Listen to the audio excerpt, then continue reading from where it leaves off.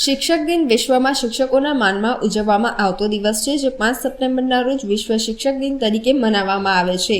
ભારતમાં શિક્ષક દિન દર વર્ષની 5 સપ્ટેમ્બરના રોજ મનાવવામાં આવે છે.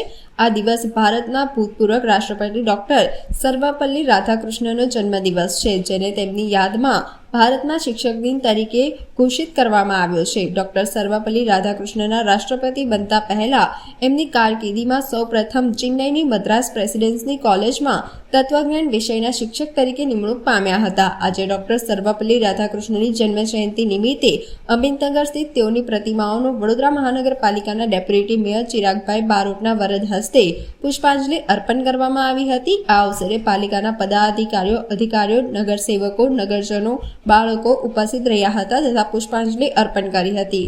સર્વપલ્લી રાધાકૃષ્ણનજીનો આજે જન્મદિવસ છે.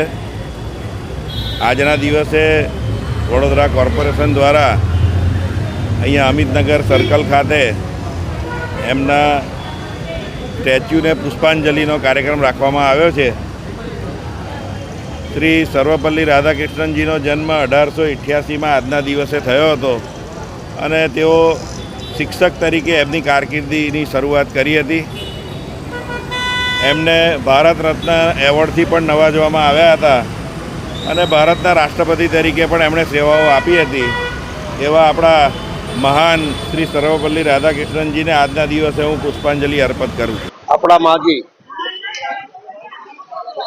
રાષ્ટ્રપતિ સર્વપલ્લી ડૉક્ટર રાધાકૃષ્ણનની જન્મજયંતિ છે. એમની જન્મજયંતિ કેમ મનાવવામાં આવે છે અને એવું તો શું કાર્ય કર્યું આ દેશની અંદર જેથી લોકો એમને યાદ કરે છે. એક પોતે ટીચર હતા. સર્વપલ્લી એમના ગામનું નામ હતું. એ જન્મ્યા એક ગરીબ બ્રાહ્મણના ત્યાં જન્મેલા. એમનો મેઇન ઉદ્દેશ ભણવાનું હતું. એ ફિલોસોફીના માસ્ટર હતા અને એમને 20 વર્ષની ઉંમરમાં સ્નાતક થઈ ગયેલા હતા. ધીમે ધીમે આઝાદીની લડાઈ તરફ પડ્યા, આગળ વધતા ગયા. હરેક જગ્યા પર રાજદ્વાર રહ્યા, દેશનું પ્રતિનિધિત્વ કરતા રહ્યા. પણ ઉપરાષ્ટ્રપતિ પહેલા પદ ઉપર આવ્યા ને પછી રાષ્ટ્રપતિ બન્યા. પણ એમનું મેઇન ધ્યેય, એમને લોકો મળવા આવ્યા ને ત્યારે એવું કીધું કે મને નહીં મળો, શિક્ષાને મળો. એટલે એમને સૌથી પહેલાં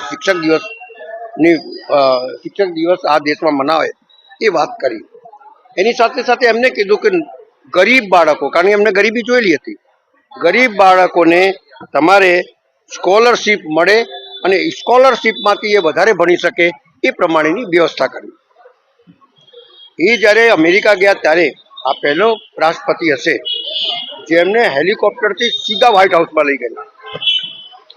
આટલું માન સન્માન હોવા છતાં પણ એ પદ ઉપર એમને સૌથી પહેલાં જે એમને મહેનતાણું એટલે વધતું મળતું હતું એમાં કાપ મૂકીને 2000 કરી દીધું.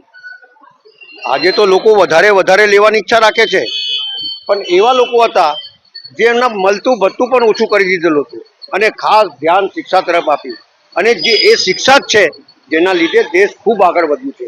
અને મારું માનવું છે કે જેમ જેમ નીચેના સ્તર સુધી એમના કયા પ્રમાણે નીચેના સ્તર સુધી લોકોમાં શિક્ષા જશે તો આ દેશ ખૂબ પ્રગતિ કરશે એવું એમનું માનવું હતું. અને આજે આપણે જોઈ રહ્યા છે કે નાનાથી નાના ગરીબ માણસને, કાલે મેં પેલું અમિતાભ બચ્ચનનું કોણ બનેગા કરોડપતિ જોતો હતો.